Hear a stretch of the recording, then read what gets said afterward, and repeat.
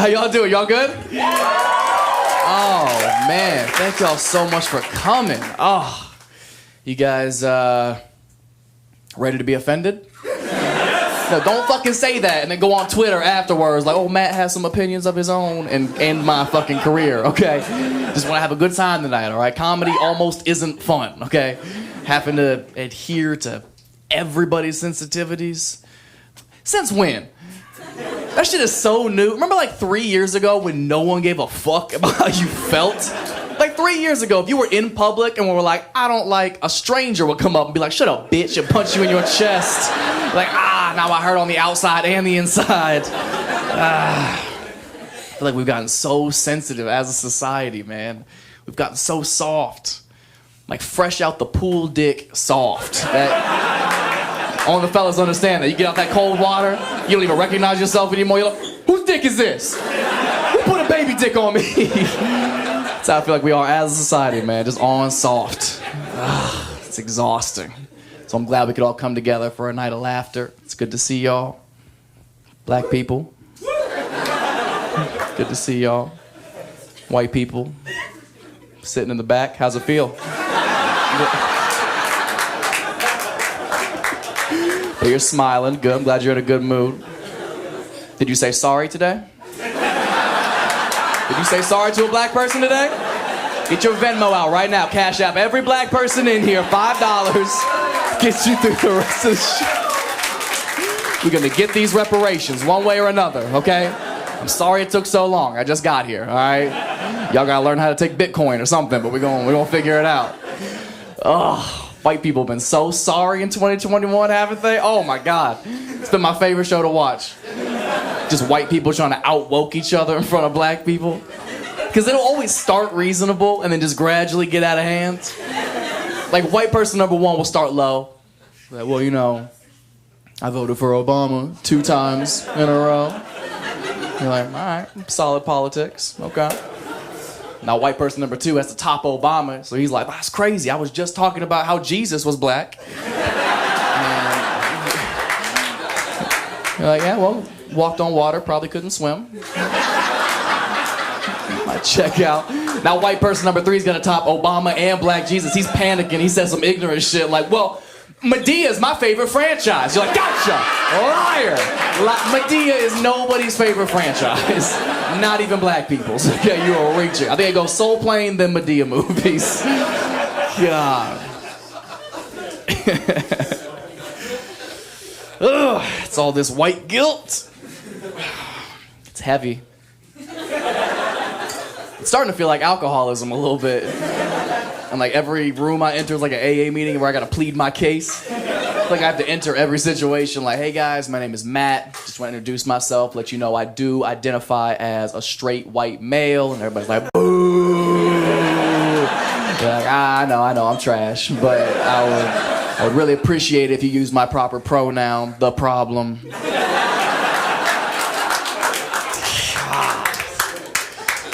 What an uncomfortable time to be a straight white male. It's a tough time for my people. For once, you know, you gotta know when to fold them. You know what I mean? We stay in the game too long, we can't be doing that. Coming back to haunt us hard. Rightfully so. It's just uncomfortable because to be a straight white male in 2021, you're kind of guilty by association, aren't you? Which is a shitty place to be if you didn't do anything. Like, I just turned 25. I just got here. You know what I mean? Like, I didn't do anything. I'm a new white. Like, give me a chance. Give me a chance to white my wrongs. You know what I mean? Like, just want to sing along to some songs. You know what I mean? Just give me a chance. It's not my fault. It's not like I made the conscious decision to be born a straight white male. I probably would have. Historically speaking, why not be on a winning team? You know what I mean? But I didn't get to choose. It wasn't my decision. Therefore, I can't apologize for it. That'd be weird. And you don't have to. That's the thing. You don't have to apologize for it. Just be a decent fucking human being. Is that too much to ask? Listen to the sound of white guilt. Oh. Music to my ears. Don't have to apologize for it. And I won't. I'll apologize for being born a straight white male when LeBron James apologizes for being 6'9". Didn't choose this life, just happened to be born that way, right? And they both have their own set of perks, don't they? Like, sure, he can do a fucking windmill 360 dunk, and I can raise my voice to the police. So it's a give and a take, you know what I mean? Like, I'd love to yam on a motherfucker, but I guess I'll just get out of this ticket. Gotta choose your superpower, man. Life ain't fair for everybody, okay? Make white people uncomfortable. Check. Oh, I'm so happy to be shooting this in LA. I love LA.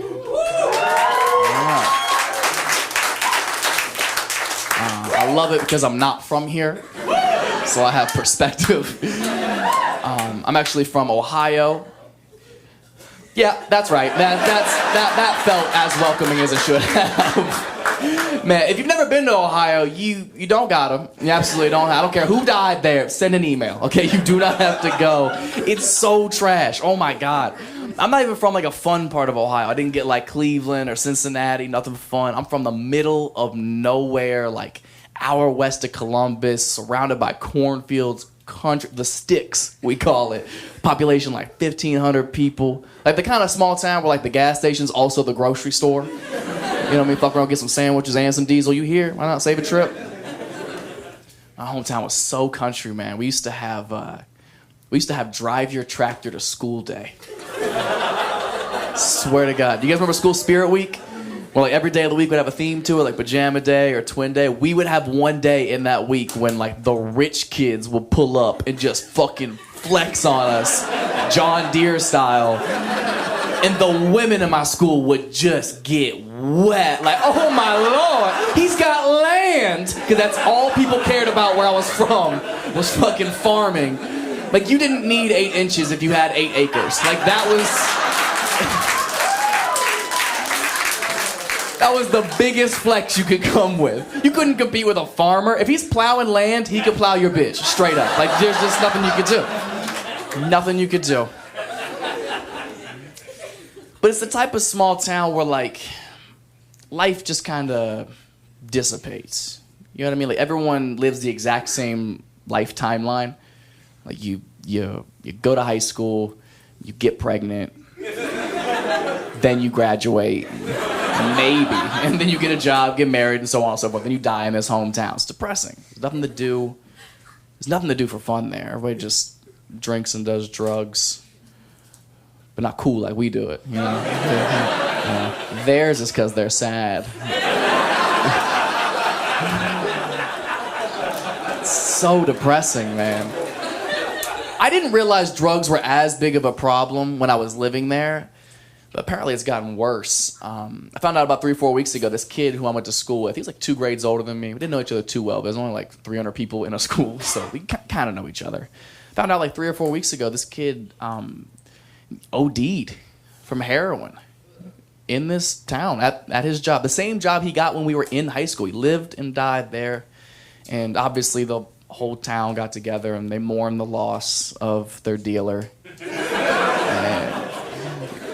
No, guys, don't get weird, okay? There's a silver lining moment. The whole town, I swear to God, they started a GoFundMe, and they raised enough money so that they could get him a memorial bench at his favorite park, which I thought was a really sweet memento, you know, to provide other people seating to do their heroin. I've never done heroin, but I imagine you want to sit down.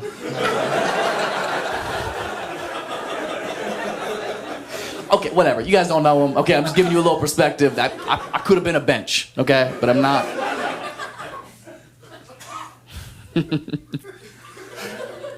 Nothing like where I'm from. It's so weird. I'm good looking.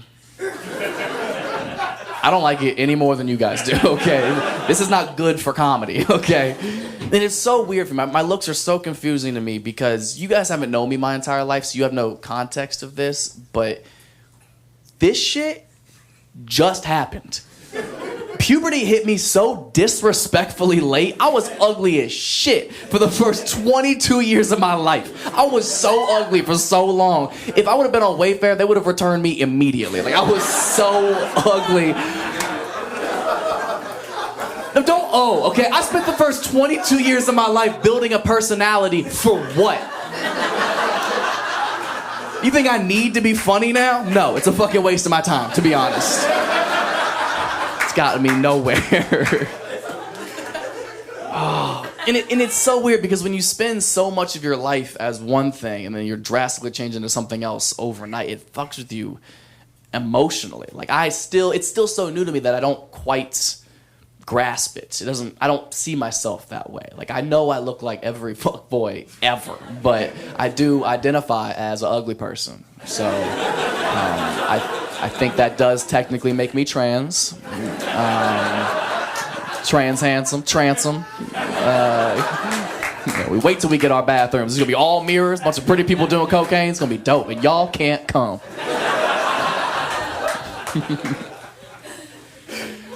It's so weird, man. It's such a drastic lifestyle change, too, because people treat you so different. Like, nobody likes attractive people, right? You assume their lives are easier. Like, there's no sympathy for pretty people at all. Which is another thing you guys might not know about me is I have clinical depression and an anxiety disorder. And you guys are just waiting for the punchline. That's how fucked up it is that I can come up here and vent to y'all, basically being like, help! And y'all like, get your cute ass out of here. And it's not funny. Awesome. Okay. It's so weird. There's no sympathy for pretty people. No one gives a fuck how sad you are if you have high cheekbones at all. People act like I don't have any problems at all. I could be crying my eyes out in bed, and people are just like, what could you possibly be so upset about, huh? I bet you're just swimming in pussy. And it's like, yeah, but you know what I'm not swimming in? Self-confidence, security, believe it or not. Someone who listens to me. I can't even hang myself because my jawline will cut the fucking rope.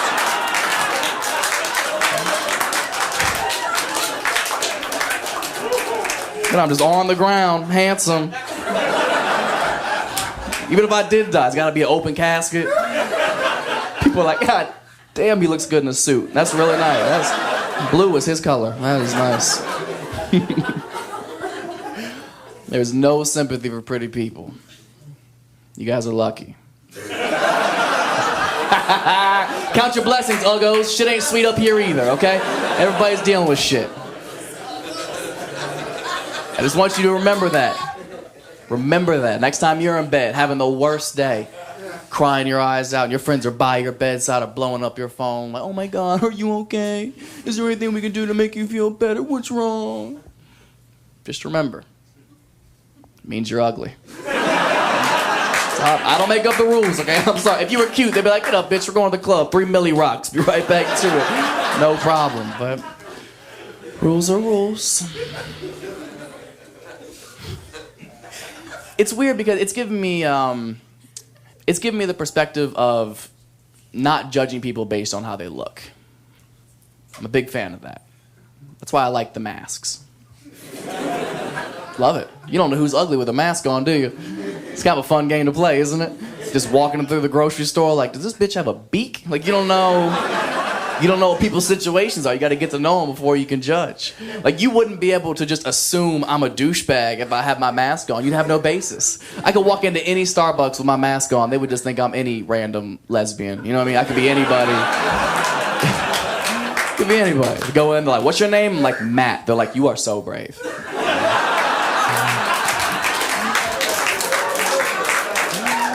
And the code to your bathroom is 4...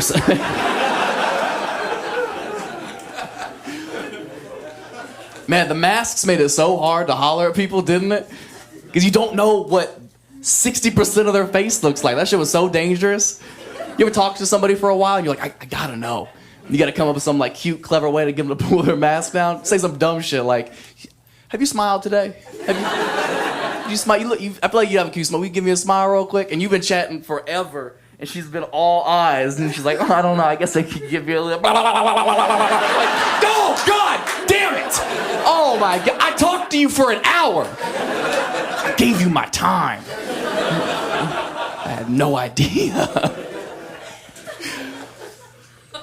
But I like it. I'm a big fan of not judging people based on how they look. Because if there's one thing we all have in common, every single person in this room, is everybody's going through something. Right? Everybody in here is dealing with some shit that nobody else has any idea about. I go through shit all the time. You guys would have no clue. Like, one thing you might not know is I have terrible luck. Bad random shit happens to me all the time. And I'll tell you an incredibly embarrassing and humbling story. Need a moment. Just thirsty.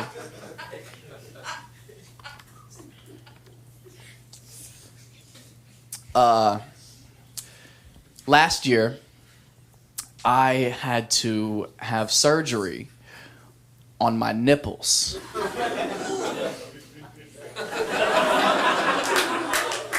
They're fine now. You can stop looking. Last year, I ended up developing this freak medical condition. Like, this shit is so rare. It only happens to, like, 12-year-old boys and 80-year-old men, and somehow I'm both. Like, it's so rare. My doctor looked me in my eyes and was like, I don't know why this happened to you. I was like, first of all, I'm up here. Second, don't not give me an answer, okay? It's not very professional. It was this freak condition that was causing the breast tissue under my pecs that bench about 285, 8 to 10 reps. That's neither here nor there. It was causing the breast tissue to grow incongruently under my nipples. Now, before your imaginations start running fucking wild, let me shut that down right now, okay? Whatever image you're drawing up in your head, get it out of there. It wasn't anything drastic at all. If you had never seen me shirtless before, you would never even know the difference. But you know your body, right? If something's off just the littlest bit, you notice it more than anybody else ever would. So it was just messing with me mentally. Like, I wasn't comfortable in my own skin. I wasn't comfortable taking my shirt off. My Instagram was suffering. I was like, starts messing with business, you gotta get checked out. So I go to the doctor, and he's like, yeah, you got it. I'm like, up. I was like, what do we do? And he explains to me that it's actually an irreversible condition, meaning it'll never just go away. You can't take medicine for it. You have to have it surgically removed from your body. I was like, all right, man, what's the damage on something like that? And he explains to me that this surgery is going to be $9,000. 9 racks. Out of pocket, mind you, because technically it's cosmetic. It's not life-threatening, so insurance doesn't cover it. $9,000 in the middle of the pandemic, which I don't know how much you guys know about stand-up comedy, but this is the first time I've been inside in like 2 years, man. I've been performing in pickup trucks and Kmart parking lots. Money has not been good to me. I definitely didn't have $9,000 to drop on something that wasn't gonna kill me. Breast implants are $10,000. So if you think my life is just oh so easy and I have no problems at all, you go home and you think about the dilemma that I had to sit with by myself every night leading up to this. Like, God damn, am I about to drop $9,000 on something that's ultimately cosmetic and really only affects how I feel about myself and whoever it is that I'm intimate with? Or do I drop $10,000? Get these titties and clean up at the Women's Olympics. Are you kidding me? If I go full transition, it is over for you bitches. I don't even run track and field. I'm placing bronze, guaranteed, okay? I'm a decent looking dude, but I'm a bad bitch, straight up.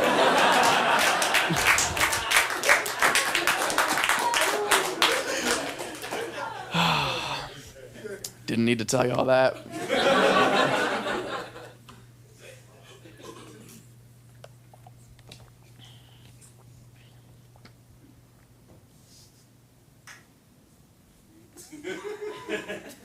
I don't have a sponsorship. Somebody gonna buy this, a White Claw gonna be like, yeah, 60 gram. And I'm gonna be like, it's all here, bro. I don't know. I got nothing. I'll let you suck one for 30 seconds. That's about all.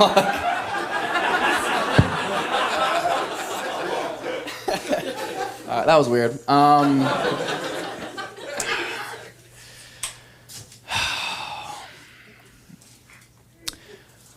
when I got this chin, I thought things would be different. I thought things would be easier. I thought dating would be easier. No. Maybe it's me. I'm very picky. I'm so hard to date. I have such a specific type. I predominantly only date older women, just personal preference. Like late 30s, early 40s. Oh my God, such a sweet spot. Oh, well, not ones who sit in the back. This bitch is wooing from her handicap spot in the parking lot.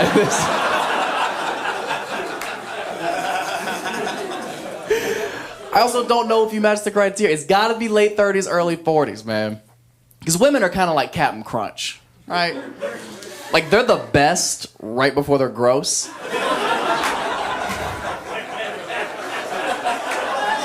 Fuck y'all, that's a solid cereal joke, okay? Because if you fuck with Captain Crunch, you know it's a very fine window. If it tears your mouth up and it's oatmeal, okay? It's a very fine line. And it's like 42. Apparently, who knew?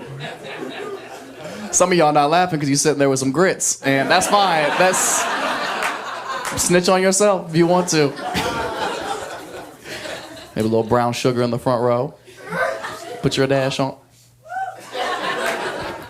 That's how you holler. No verbal communication needed. I knew what that meant. Yeah, older women are so dope, man. Sometimes they got kids, which means they got snacks. I'm so easy, man. I can't cook at all. I'll fuck you for a Lunchable. That's a fact. I'm so easy. Are you kidding me? If you have a crock pot, I will shut shit down. To the best of my ability. I don't know who you were dating before me or what they were doing, but I don't want to make false promises. Because sex is hard. It is.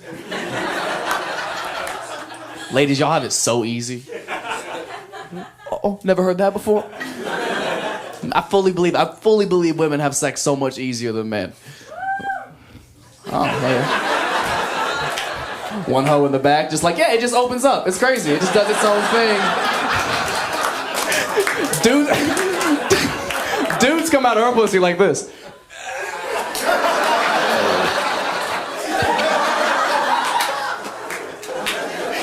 I think it's so true. It's so much less work. All you technically have to do is like, you know what I mean? Like, that's all. Just be punctual. That's your only responsibility, is to be on time, because we will start without you. That's the only requirement. Do you realize, as a man, like, there's a certain level of excitement I have to get, and I have to maintain this excitement the entire time while I'm focusing on a million things. I'm focusing on me. I'm focusing on you. I'm switching positions. It's a full court press the entire time. You focus so much that sometimes you go quick. You fuckers leave me hanging on this right now like I'm the only dude who's at my special. Y'all gonna disrespect me like this. Y'all ain't shit, man. Oh, I'm the only person ever to bust fast. Hilarious, you guys. Y'all ain't shit. You know that? It happens to the best of us, okay? There's no need to be a big deal, be a big problem about it. Would you be mad if your food came out early at a restaurant? No, you'd be like, the chef is killing it. I got all this time for activities.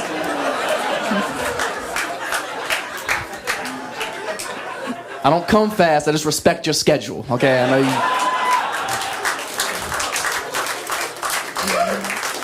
know you gotta take your kids to school in the morning, so. Sex is hard. The build-up is fun, though. Like sexting. Sexting is the most fun. Oh my God. Dudes love sexting. We're so good at it.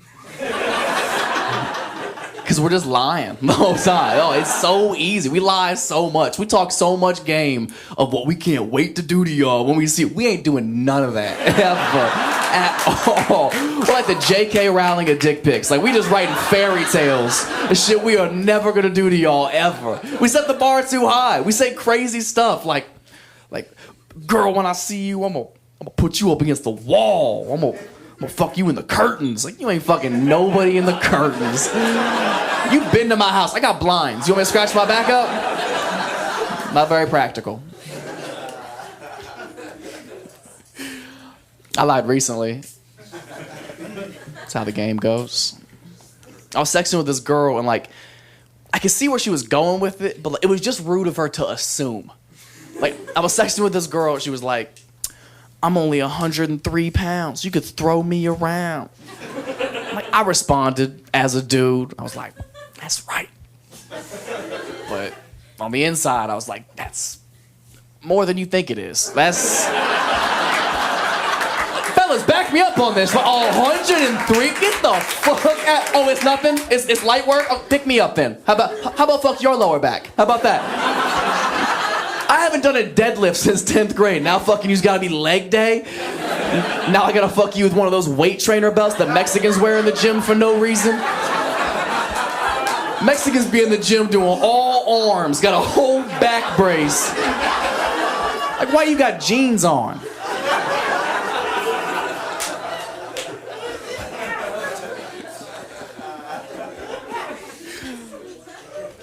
You said some people didn't like that? Yeah. Well, it is what it is.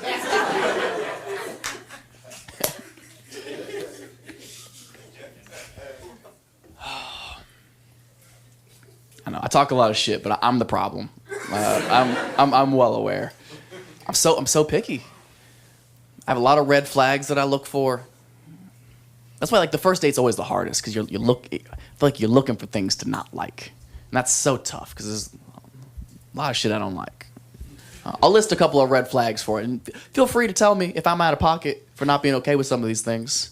Red flag number 1, I don't fuck with girls who go on boats. It's hoe shit.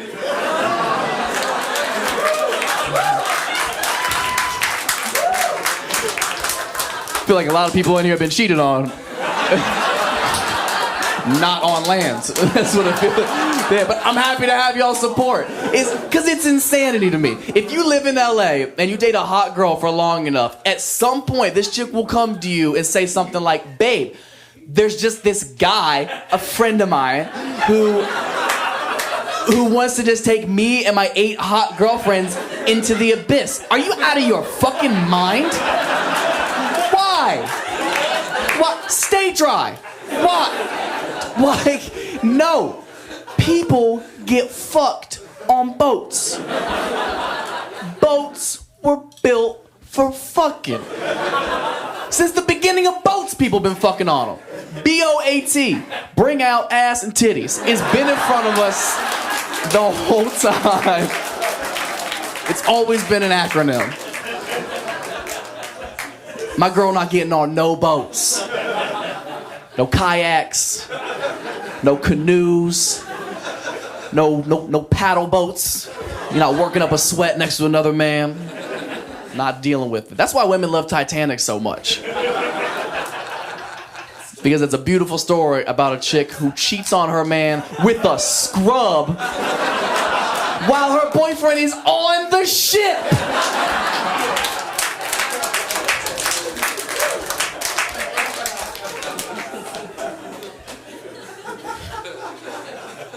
No.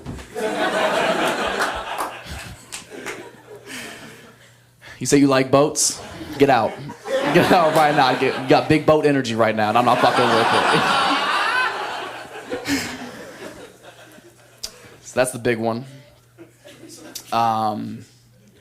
Red flag number 2. I don't fuck with Ouija boards. Obviously, this only pertains to white women. And you know what? This shouldn't even be a story that I have to tell, but it's been weighing heavy on my soul lately, so I'll let y'all in. A couple of years ago, I was doing a show at a comedy club in Hollywood, and I get off stage, and this beautiful girl comes up to me, gives me her number. This happens all the time. And kidding. She comes up to me, gives me her number. She's beautiful. We go our separate ways for the evening. The very next day, she texts me and was like, "Hey, I want to come over." And I'm like, "Bet." Still got it, you know what I mean? So she comes over, I let her in, go sit on the couch, and it's me and her on the couch, and then my roommate is down the hall in his room. His door's open. You can't see into the living room from his room, but he hears all of this. He's a witness. So we sit on the couch, and for the first 2 minutes, I'm asking all the questions that guys don't care about. But we don't want to come across too eager, so we ask silly questions like, you got a family, or those your real ears? You didn't get your ears done? Like vague shit that we don't really care about at all. So we're talking for like 2 minutes, and then she hits me with, do you have a Ouija board? And I'm like, I don't even have a headboard. Nah, don't got that on me. Sorry. And she goes, well, can we go to Target and get one? I'm like, no, I've got Disney Plus. That's what we're doing. And she's not giving up. She was like, well, can I make one? I'm like, what in the demonic charcuterie are you trying to bring into my home right now? And I'm trying to hit. So I'm like, yeah, sure. If you can find the things in my apartment to make a Ouija board, go ahead. Biggest mistake of my life.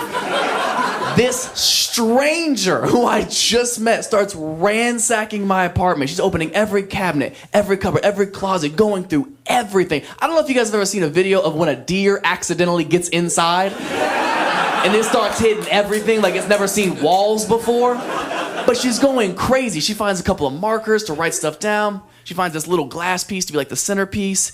And she's like, that's how hard she's working. She's out of breath. She's like,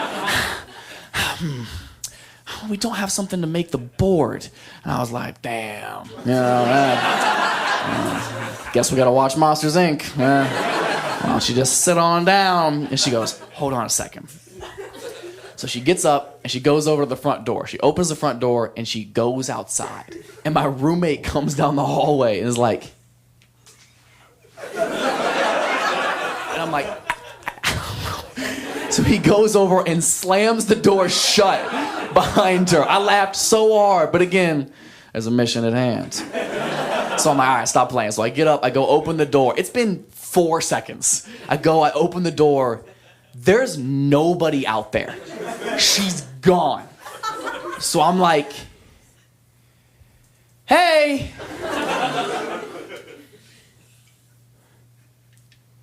Ashley. I'm gonna shut the door. And once it's shut, it's gonna stay shut. You're gonna be stuck out here. I'm serious, Amanda. All right. So I go, I swing the door and turn around, and straight out of a scary movie, this chick's foot, bah, stops it right before it closes on the frame. I was like, Jesus Christ. And here comes this chick lugging in this giant piece of cardboard.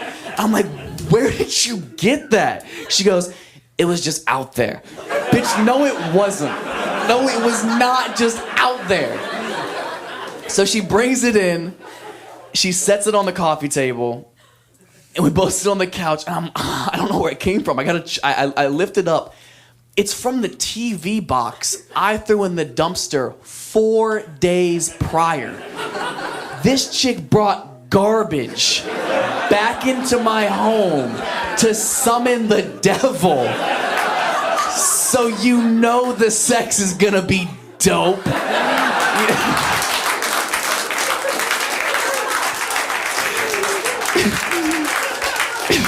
She's fucking crazy. I'm in. I gotta do it now. You know what I mean? I've never smashed a homeless chick before, but she clearly brought all of her things.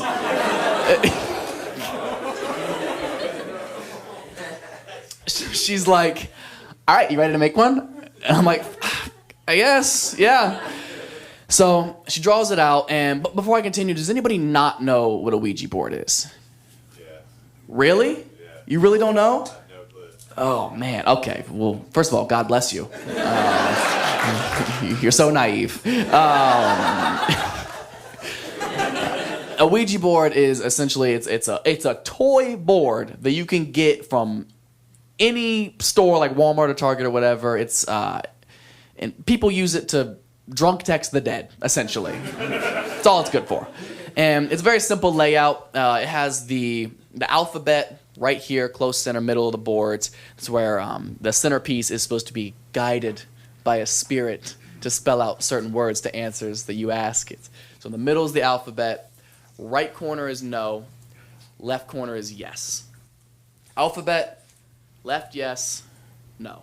Yes, alphabet, no. So she draws the whole thing up, and she's like, all right, so there's a couple of rules you have to know when you're going to play with a Ouija board. I was like, yeah, duh. I mean, everybody knows that. But refresh me again. She was like, all right, rule number 1, you never play with it by yourself. Ever. I'm like, okay. Rule number 2, you have to remember to say goodbye. Because apparently you can't ghost the ghosts. So she's like, all right, let's play. Okay. So got our hands on the piece, and she's like, all right, we got to ask it a question. All right, go ahead. She's like, all right, okay. Is there anybody here with us? And you just hear my roommate down the hallway go, yeah, his name is Brandon, and he fucking lives here. I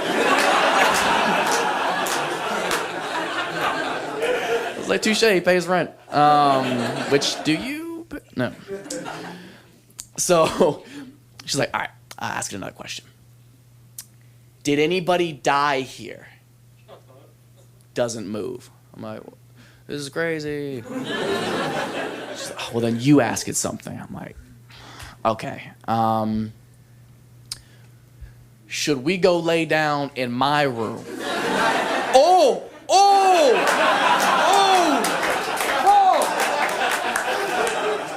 We don't want to piss off the dead, do we? She was like, you're right. So we go lay down. This chick brings the cardboard in the room with her. She sets it at the foot of the bed like it's a golden retriever. Now we're under the covers. We're doing more makeshift conversation. You know, I'm like, you got dreams or, what's your favorite picture, or just vague shit I don't care about. And about like 4 or 5 minutes after this, she just knocks out. Like, not a subtle, like, I'm starting to feel a little bit tired. Like, just straight, yeah. And then like, she is slumped. And now it's her asleep, me under the covers, and I'm staring down just terrified of this Samsung TV box. And all I could think is, this bitch didn't say goodbye.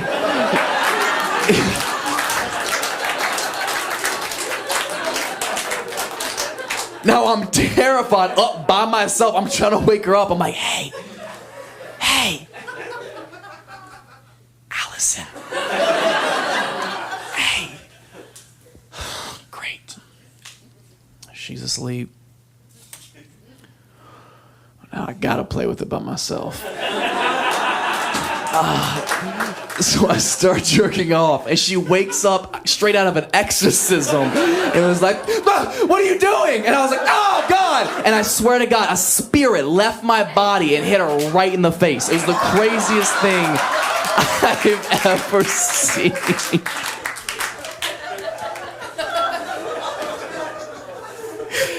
Oh, God. I never saw her again. To this day, I'm not convinced she wasn't a ghost. Wouldn't surprise me.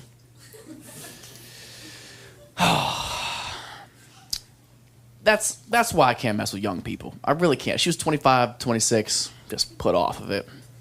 It makes me feel so much older dealing with somebody like that. I do feel older. I date older women. All my friends are older. I fucking hate kids so much.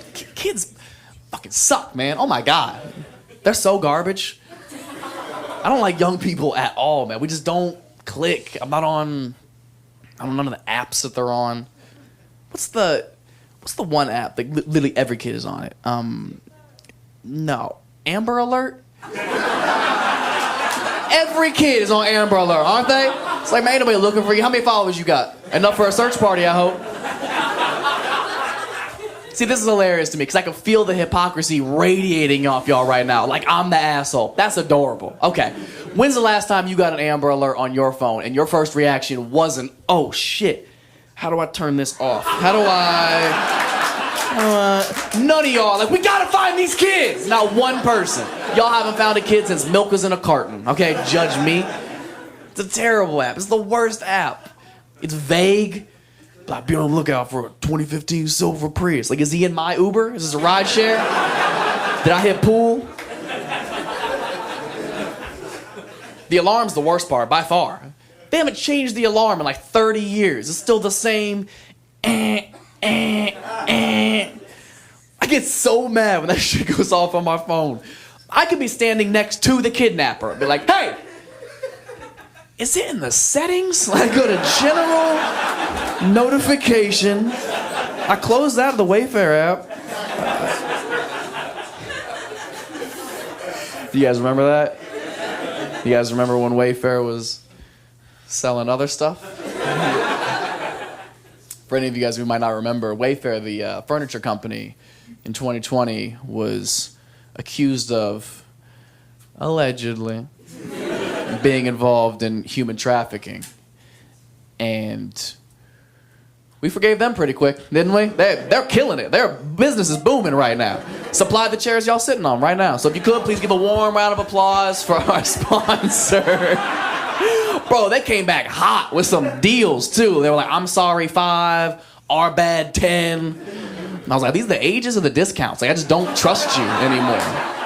I don't trust you. It was bad, man. We found out, as a people, we hate human trafficking. But not as much as we hate an unfurnished patio. Am I right? Them umbrellas ain't cheap, man. No, it's not funny. It's not funny. It's very serious, and I do feel very bad for all the families affected by that, obviously. I feel terrible about it. But I especially feel bad for the dude who just wanted a desk. You know what I mean? How many times have you got the wrong order in the mail? And now you got to get a crib, too? It's a lot of money out of pocket. It's messed up, man. You can't support them. Don't support Wayfair. They're terrible. Not as bad as Ikea, but fuck Ikea. You kidding me? They're way worse. Ikea needs to come with a kid just to help put that shit together. Somebody got to hold these sides, bro. God damn. Can I go home now? I don't know, man. That's a lot of leftover pieces. You sure you didn't skip any steps? There's always so many leftover pieces after an Ikea project, isn't there? You look at a final Ikea piece like, I guess that's it. And you find out you messed up on step 8 of 49. You're like, I guess we just don't have a bottom shelf. It is what it is. We'll put tall stuff there. Guys, relax. Still me. Remember the dude who's been telling jokes for 45 minutes? Still just a joke. This is why comedy is the most frustrating job in the world. It's because this is the only job in the world that I would have to reiterate to y'all what I'm doing, that I'm just kidding. I don't mean this shit that comes out of my mouth. Rappers don't have to do that. Rappers are literally like, I fucked your bitch and killed your family. And y'all are just like, ah! They don't gotta be like, I'm just rapping, y'all. I wouldn't do nothing like that. I'm David, you know me. I wouldn't do nothing like that. So hypocritical, man. That's the one thing comedians do have over rappers, is freedom of speech. It's kind of like an unwritten rule in comedy, right? Like, you can joke about messed up stuff as long as it's funnier than it is messed up. And rappers don't get that kind of leeway. It's not fair. Like, if they admit to a crime they did on beat, they still go to jail. I don't think that's fair. Respect the artistry. Give them a chance, okay? I think if you can make a doper song than the charges you're trying to beat, you get to go home. I think that's fair. I think that's fair. All spectrums of crime, too.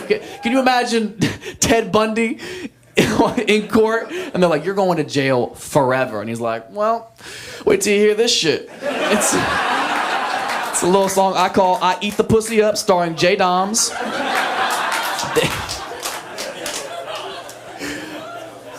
Because he's a cannibal.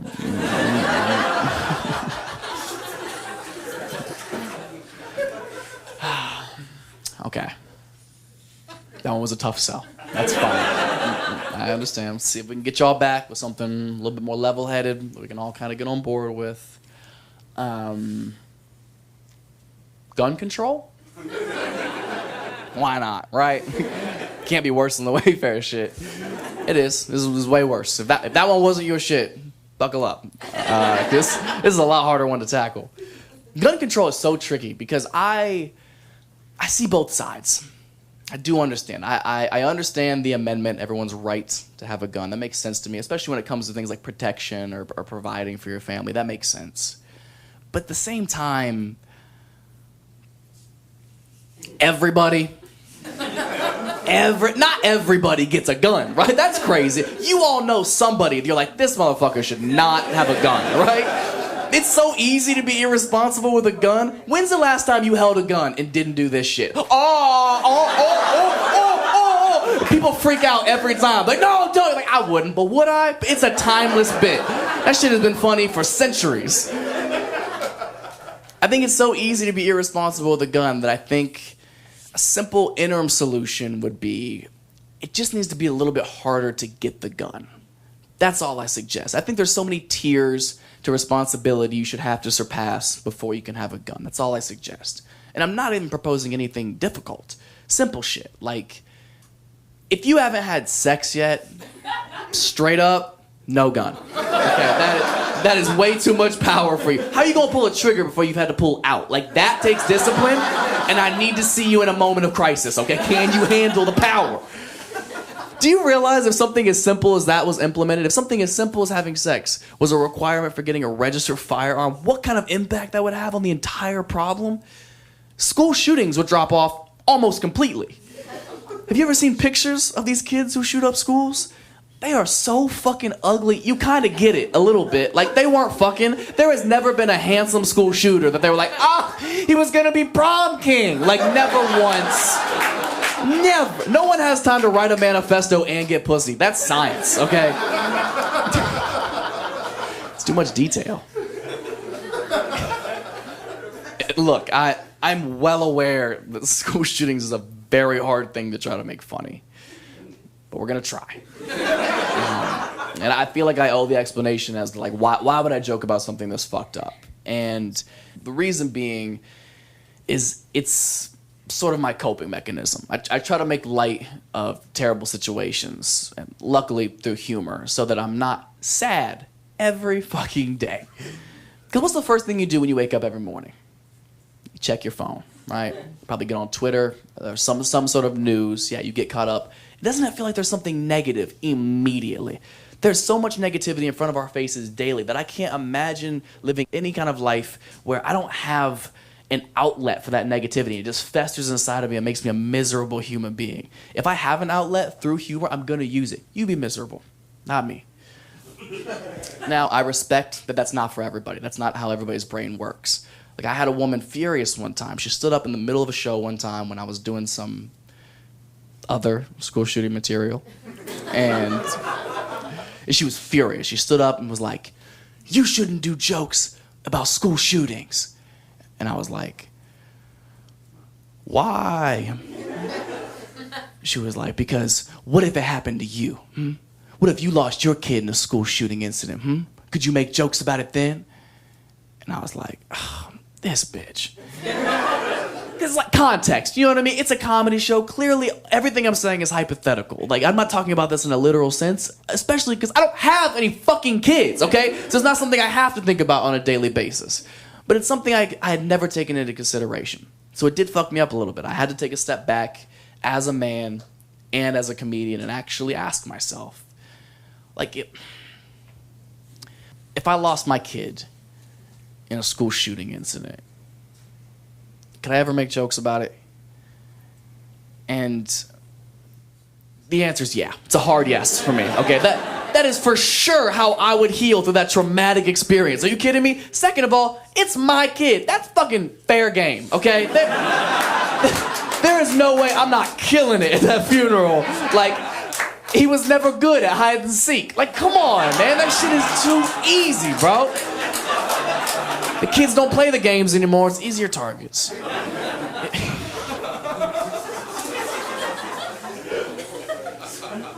Hashtag bring back hide and seek.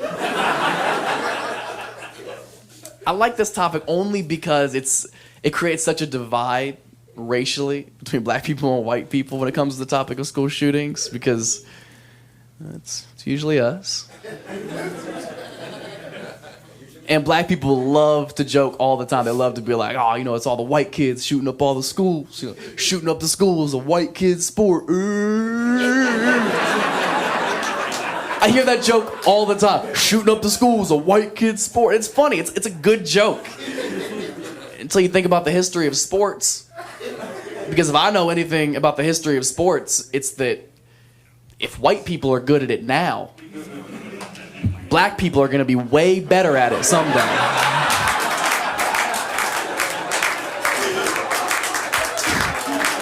Somebody got to be Wilt. Somebody got to come in and change the game. Some of you aren't laughing because it's fucked up, and some of you are because you're like, he's right. They're going to be faster. They're going to be stronger.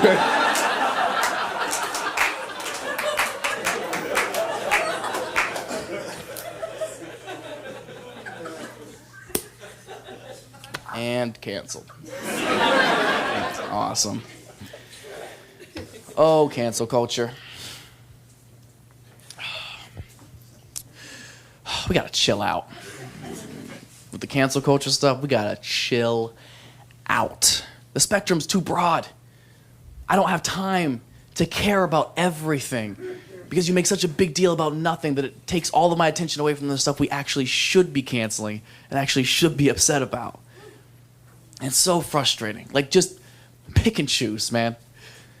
And stop digging up people's old tweets and shit.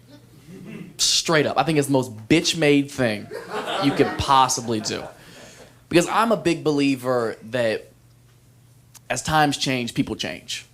A lot of the time for the better. Not always, obviously there's exceptions, but a lot of the times. Like, there's so many examples of it in American history in and of itself. You could look at someone like Malcolm X. Malcolm X spent 10 years in prison for robbery and larceny. Got out, went on to become a civil rights activist that literally changed the fucking world. Maya Angelou used to be a prostitute. Went on a big... What the fuck is so funny about that? What white motherfucker in the back laughing at what I read in February, huh?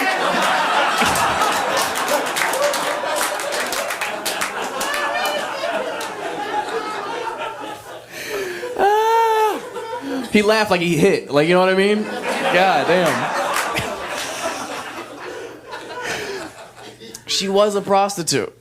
She went on to become a poet, an author, another civil rights activist that, again, changed the fucking world. Chance the Rapper. Used to make good music. As times change, people change, right? Not always for the better. I miss acid rap. That's all I'm saying. And the reason I wanted to talk about this is because it happened to me. A few years ago, somebody who didn't like me went online and they dug up a bunch of tweets of mine from when I was 15 years old. And when I was 15 years old, as I mentioned, I was born and raised in the middle of bumfuck nowhere, Ohio. Like, I didn't know shit about shit. I couldn't have been more ignorant. And anybody who says they didn't do or say some shit when they were 15 years old that they shouldn't have done or don't regret is a liar. Okay, that's the time in your life you're supposed to make mistakes so you learn from them, you grow from them, you don't go on to make those same mistakes when you're a responsible adult, yeah? So when I was 15 years old, I was going back and forth on Twitter with my best friend, Brendan. Now, Brendan and I have been best friends since preschool, 4 years old. He's my next door neighbor, and Brendan also happened to be black. So Brendan and I were going back and forth on Twitter one day, and this is when Twitter was like the group chat. You know what I mean? You were just saying crazy shit in there, because it was just y'all. You didn't think anybody was going to care 8 years later. So we were going back and forth on Twitter, just roasting each other, right? He would say something, I would say something. He would say something, I would say something. And then he said some shit that really had me fucked up. Because when I was 15, I also had Ohio teeth. Like, I had a big gap in the middle. I had little gaps on the side. My teeth were fucked up. And Brendan says some shit like, "You're the only person I know who can eat food without opening their mouth." And 15-year-old me was shook. I was like, God damn, that's a finisher right there. So the roast battle was clearly over, so I conceded, and I had responded back with a very famous Chief Keef lyric at the time from the song Don't Like. So the conversation went, "You're the only person I know who can eat food without opening their mouth." And I responded, "Fuck, that's that shit I don't like." Now, if you're familiar with the song, you would know I had tweeted the N-word in the song lyrics to my friend. And this was incredibly wrong. This was ignorant, naive, and stupid. I wish I had never done it. And when this resurfaced, people lost their fucking mind. I'm sorry. White people lost their fucking mind. They couldn't believe it. They thought I had just gotten away with being racist for 8 years. They were like, "What? You can't say that. You're not black.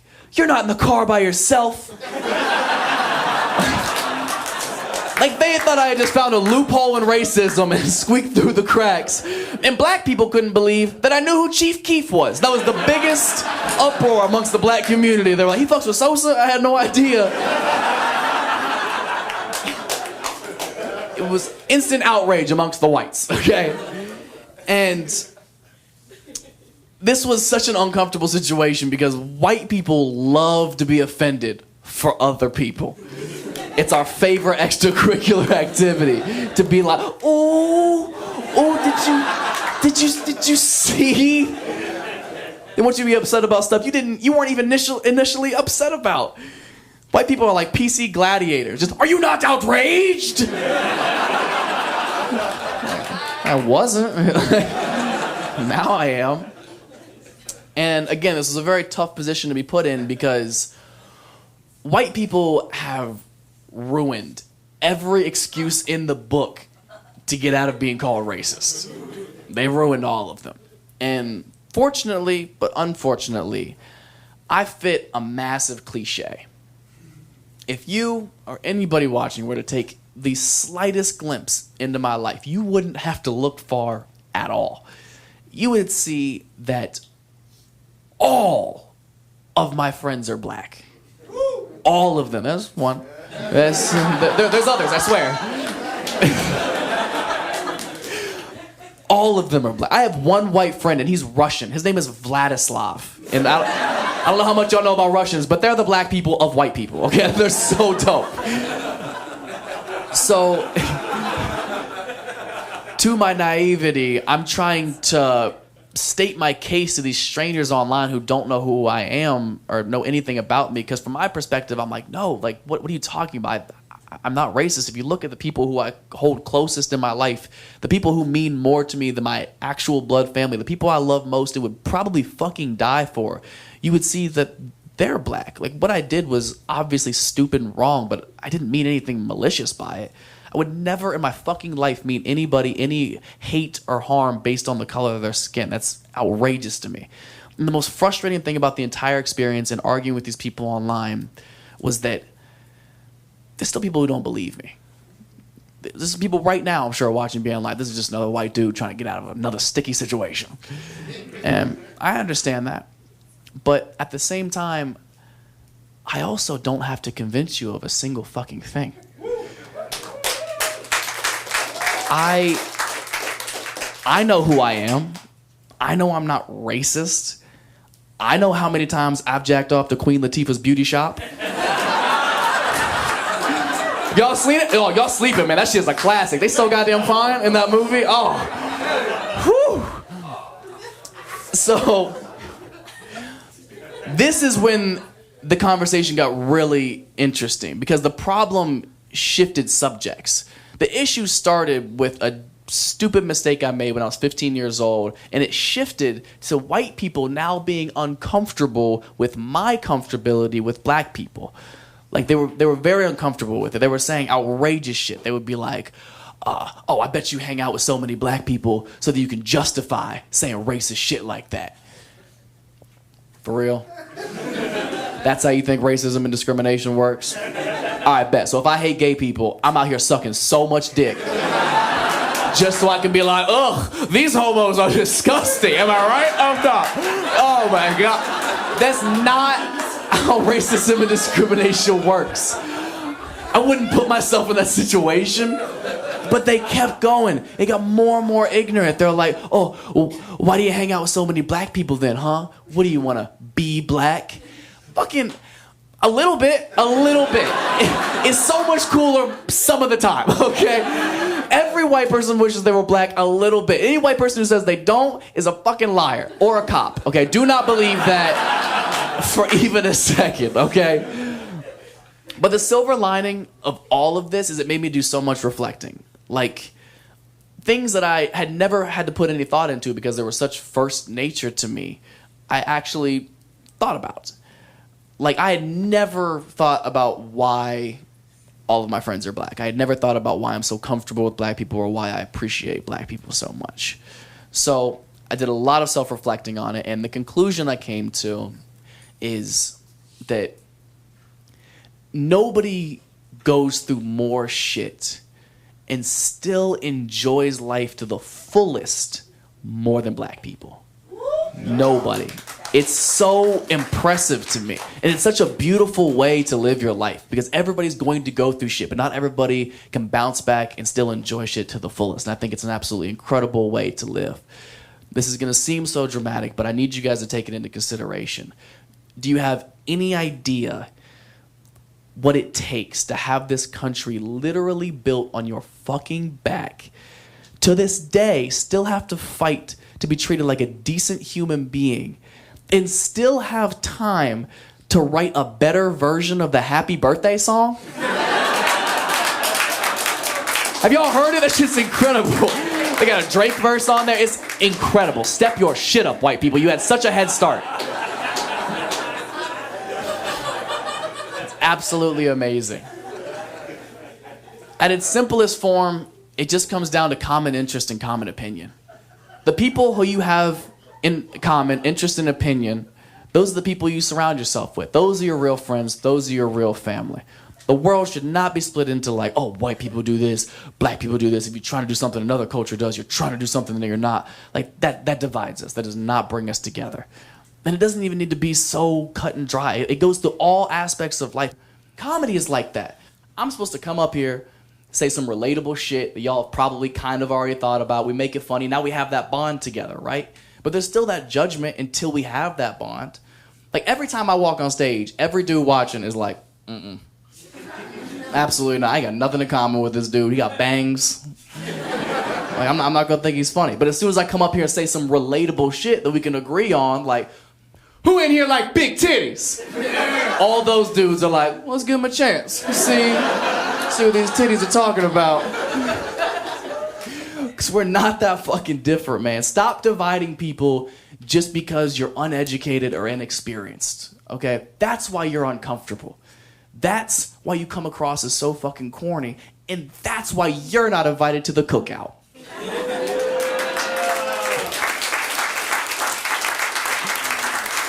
I'll bring the potato salad.